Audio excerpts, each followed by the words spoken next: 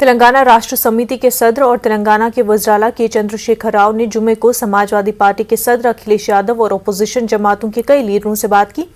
जराये के मुताबिक मिस्टर राव ने 18 जुलाई से बुलाए जाने वाले पार्लियामेंट के मॉनसून इजलास में इक़्तिसादी मसाइल और दीगर सुलगते हुए मसाइल पर हुक्मरान जमात को घेरने के लिए ओपोजिशन के इत्तेहाद की कोशिशें तेज कर दी है।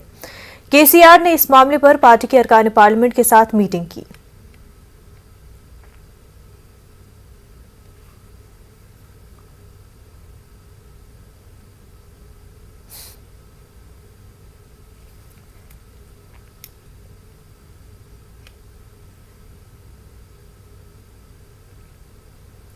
बालिगों के लिए मुफ्त बूस्टर डोज मुहिम का आज से आगाज हो गया है। आजादी के अमृत महोत्सव तकारीब के हिस्से के तौर पर आइंदा 75 दिनों तक ये मुहिम जारी रहेगी। गुज़िश्ता दिनों मरकजी काबिना की मीटिंग में मुफ्त बूस्टर डोज देने के हवाले से फैसला लिया गया था। जराये के मुताबिक 18 से 59 साल की उम्र के 75 करोड़ अफराद एहतियाती डोज लेने के अहल हैं, लेकिन उनमें 1% से कम ने बूस्टर डोज ली है। हालांकि 60 या उससे ज्यादा साल के तकरीबन 16 करोड़ अफराद बूस्टर डोज लगवा चुके हैं। सेहत खिदमत से वाबस्ता तकरीबन 26% अफराद एहतियाती खुराक ले चुके हैं। बूस्टर डोज लेने के ज़ाब्ते में भी गुज़िश्ता दिनों तब्दीली की गई है। नए ज़ाब्ते के मुताबिक दूसरा टीका लगवाने के 6 महीने बाद एहतियाती खुराक ली जा सकती है। तेलंगाना में मरकजी वजीर सयाहत जी किशन रेड्डी ने मुहिम की शुरुआत की।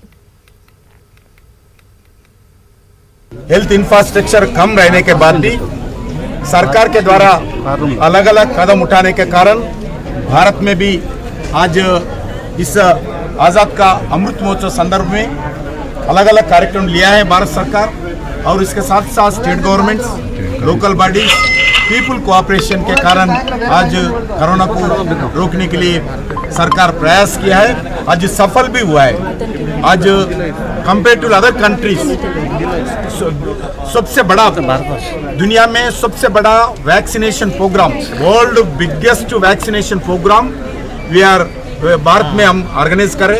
अभी तक 200 करोड़ वैक्सीनेशन भारत में दिया गया है। आज से क्योंकि न्यूज़ आ रहे, अलग अलग जगह रिपोर्ट्स भी आ रहे, थोड़ा पॉजिटिव केसेस बढ़ रहे देश भर में, ऐसा वातावरण देश में दिख रहा है। इस दृष्टिकोण से आदरणीय प्रधानमंत्री नरेंद्र मोदी जी ने निर्णय लिया है आज से लगभग 75 डेज तक 18 साल से जो ज़्यादा है सभी लोगों को, 18 साल से जो ऊपर है सभी लोगों को भारत सरकार के द्वारा फ्री वैक्सीनेशन देना चाहिए, ऐसा प्रधानमंत्री जी ने निर्णय किया है। इसलिए आज से आज़ाद का अमृत महोत्सव में 75 ईयर्स का इंडिपेंडेंस सेलिब्रेशन करें।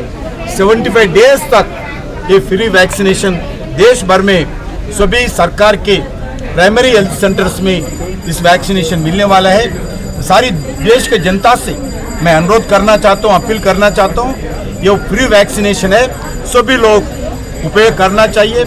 जो फर्स्ट डोज सेकंड डोज लिया है वो थर्ड डोज जरूर लेना चाहिए। मैं सभी अधिकारियों से, सभी राजनीतिक पार्टियों से, सभी संस्थाओं से, सभी इलेक्टेड रिप्रेजेंटेटिव से मैं अनुरोध करता हूँ, इस वैक्सीनेशन थर्ड डोज कार्यक्रम में सभी भागीदार होना, अपना अपना जगह पे जो भी लोग हैं सभी लोगों को वैक्सीनेशन लेने के लिए प्रोत्साहन करना, और देश को और आने वाले दिन में एक हेल्थ ओरिएंटेड दृष्टिकोण से भारत को शक्तिशाली बनाना चाहिए, कोरोना को हराना चाहिए। अजमेर दरगाह के बाहर भीड़ के सामने इश्तियाल अंगेज तकरीर के मामले में हैदराबाद से गिरफ्तार किए गए मुलजिम गौहर चिश्ती को कल देर रात तकरीबन 2 बजे अजमेर लाया गया। अजमेर एसपी ने प्रेस कॉन्फ्रेंस में बताया कि गौहर चिश्ती 1 जुलाई को जयपुर से एक फ्लाइट के जरिए हैदराबाद रवाना हुआ था। अजमेर पुलिस ने अजमेर चिश्ती को हैदराबाद में पनाह देने वाले एहसनुल्लाह भी पकड़ा गया है। एसपी ने बताया कि पुलिस हर जाविये से तफ्तीश करेगी और अदालत में पेश करने के बाद उसका रिमांड भी लिया जाएगा। वीडियो की बुनियाद पर पुलिस पहले ही 4 अफराद को गिरफ्तार कर चुकी है। इस मामले में अब तक 6 गिरफ्तारियां हो चुकी है। वाज़ रहे 17 जून को दरगाह अजमेर के अहाते में खामोश जुलूस की मशरूत इजाजत दी गई थी, लेकिन जुलूस के दौरान लाउड स्पीकर लगाए गए थे। 2,500 से 3,000 लोग जमा हो गए। गौहर चिश्ती पर मजहबी मकाम से हुजूम को तशद्दुद पर उकसाने का इल्जाम है। नहीं, इसकी जांच की जा रही है तो पूछताछ की जाएगी, तो उसके बाद में ही हम डिटेल में बता पाएंगे कि ये किस रूट से गया है और किन किन के सहयोग से ये यहाँ से फरार होने वाला है। 4 लोगों को इस मुकदमे में पहले गिरफ्तार किया जा चुका है। इसके अलावा 5वां जो है गौरती थी उसको गिरफ्तार किया है, और छठा जो इसको शरण देने वाला है मनोहर उर्फ एहसान उल्लाह, उसको अभी है डिटेन किया हुआ है। अभी इसके बारे में इन्वेस्टिगेशन किया जा रहा है कि उनके आपस के अंदर क्या लिंक है, ये आपस में दोस्त हैं या मेहमान हैं, क्या है। सर्वर चिश्ती के जो उसने बयान दिए हैं उसके अंदर हमने उसको पाबंदी की कार्रवाई के लिए एडीएम को भेज दिया गया इस तरह से, और उसके अंदर है उसको नोटिस जारी हो रहा है। अभी हमारा एनआईए से इस मामले में कोई कांटेक्ट नहीं हुआ है। अभी जो हमारे है वो 5 सदस्यीय टीम थी जो हैदराबाद गई थी। इसको जो अभी अरेस्ट किया गया है 162/2022 है जो FIR है, उसके अंदर इसको आईपीसी के सेक्शन 115 सेपटी धारा 302, इसके अलावा इसको 117, 143, 149, 188, 504, 506 आईपीसी के तहत गिरफ्तार किया। तो शरण देने वाला है उसको हमने डिटेन करके लाए हैं, उससे भी पूछताछ कर रही है। नाम क्या उसका? उसका नाम है एहसान उल्लाह उर्फ मुनवर। वो वहीं का रहने वाला है, वो हैदराबाद का रहने वाला है। उसका कोई आपराधिक रिकॉर्ड है? अभी उसके बारे में विस्तृत अनुसंधान हो रहा है। कितने दिन से शरण दे रखी थी उसने अपने? ये जब से हैदराबाद गए हैं तब से उसके पास लगभग 10 दिन के आसपास, 10-12 दिन। हैदराबाद तक कड़ी कैसे जुड़ी है? क्या कॉल डिटेल्स खंगाली गई? कैसे कड़ी कैसे आप लोग? टेक्निकल एविडेंस और मुखबिर तंत्र के द्वारा हमें पता लगा कि ये हैदराबाद है, और उसके आधार पे ही उसको वहां जाकर के हमारे टीम को पता है। अजमेर पुलिस है वो इसको हर एंगल से इन्वेस्टिगेट करेगी कि इसका कहां से किससे लिंक है और इसके साथ में कौन कौन है। लोकसभा में निजामाबाद की नुमाइंदगी करने वाले बीजेपी लीडर डी अरविंद का कोटला असेंबली हलके के एक गांव में मकामी ने घेराव किया और उनसे गांव से चले जाने का मुतालबा करते हुए गो बैक के नारे लगाए। वो कोटला असेंबली हलके के इब्राहिमपट्टनम मंडल के इरधंडी गांव पहुंचे और सैलाब से मुतासरा मकामात के दौरे पर थे।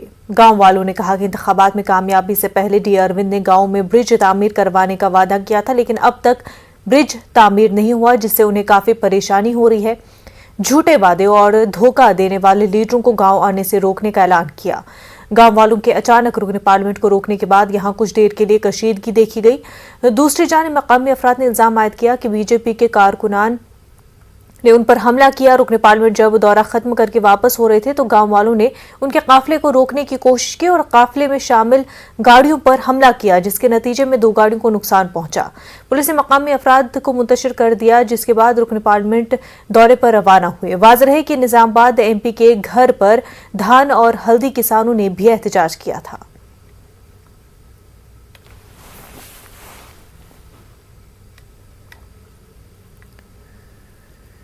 Nizamabad Parliament segment of Telangana. Today I am going around visiting all the flood affected areas. Here one of the villages called Erdandi, it was completely submerged underwater. It is on the banks of river Godavari. It was completely submerged till yesterday. So today there was a possibility for me to visit. Incidentally, there has been an issue there long pending since decades. Decades ago, about 3 decades ago, 460 families were given housing plots at an elevated place because it is on the bank of river Godavari. Whenever there are heavy rains, this village faces the problem. Similarly, there are many villages on the banks of river Godavari. So when I visited there to see the flood effect on the villagers and what problems are they are facing, obviously the villagers all came together to update me on this issue of 460 plots which were given to them, housing plots, about 3 decades ago. And the local MLA there, Mr. Vidyasagar Rao, since 15 years, he is almost since 15 years, he is sitting MLA there. He has been holding it back for vested interests. Vidyasagar Rao and Indra Karan Reddy, both hand in glove, they want, I don't know what they expect from this land or villagers. They are not allowing the revenue department and the concerned departments to hand over the plots since decades, and the villagers have been facing the problem every year. So when I go there, obviously the issue gets highlighted. So TRS goons come together, they pelt stones, and this is what happened to my vehicles. Telangana के जिला जगतियाल में बारिश के दौरान rescue operation के coverage के दौरान बह जाने वाले सहाफी जमीर की लाश आज सुबह दस्तयाब हुई। बाजरे के 3 दिन पहले शदीद बारिश के दौरान रायकल में रामोजी पेट भूपतिपुर के दरमियान उनकी कार बह गई थी। इस हादसे में जमीर का साथी किसी तरह जान बचाने में कामयाब हो गया था, जबकि जमीर बह गए थे। कल सैलाब के पानी में कमी के बाद कार बाहर निकल गई थी। आज उनकी लाश दस्तयाब हुई। जमीर की मौत पर सहाफती बरादरी में गम का माहौल देखा जा रहा है। सियासी लीडरों ने भी जमीर की मौत पर अफसोस का इजहार किया है।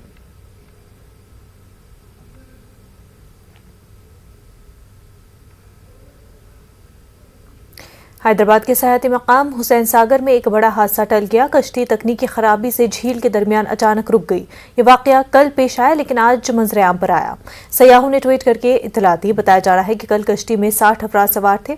हुसैन सागर में मुजस्समा गौतम बुद्ध के पास गई हुई थी।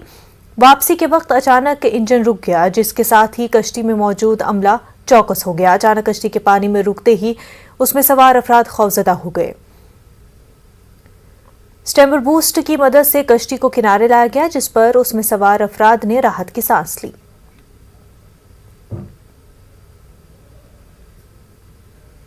हैदराबाद पुलिस कमिश्नर सीवी आनंद ने पुराने शहर के इलाके लाल दरवाजे का दौरा किया और बोनाल त्यौहार पर सिक्योरिटी बंदोबस्त का जायजा लिया। उन्होंने कहा कि पुलिस की जानिब से मुनासिब इंतजाम किए गए हैं। बंदोबस्त ఇక్కడ వేసాము। దాదాపు 1000 మంది రొటేషన్లో ట్రాఫిక్ వార్ కానివ్వండి, మా సౌత్ జోన్ పోలీస్ కానివ్వండి, ఇతర జోన్స్ నుంచి కూడా వారికి రొటేషన్ పద్ధతిలో ఇక్కడ డ్యూటీస్ వేయడం జరుగుతుంది। 24 గంటలు మా పర్యవేక్షణ ఉంటుంది, మా సహకారం ఉంటుందని తెలియజేస్తాం। ఇక్కడ మహిళలు చాలా పెద్ద ఎత్తున వస్తారు కనుక బోనాల పండుగ సందర్భంగా ఉమెన్ సేఫ్టీ గురించి ఇక్కడ చైన్ స్నాచింగ్స్ కానివ్వండి, ఇతర చిన్న చిన్న దోపిడీలు దొంగతనాలు అన్నీ జరుగుతూ ఉంటాయి। క్రైమ్ టీమ్స్ సిసిఎస్ నుండి మేము వేసాము। అదే కాకుండా సీసీటీవీస్ ఈ మధ్య చాలా పెద్ద ఎత్తున పెట్టడం జరిగింది। ఈ సందర్భంగా ఎక్కువ మొత్తంలో ఈ సీసీటీవీస్ అన్నీ కూడా ఇక్కడ పెట్టి మేము ప్రతి అడుగు సీసీటీవీ కవరేజ్లో ఉండే విధంగా ఏర్పాట్లు చేశాం।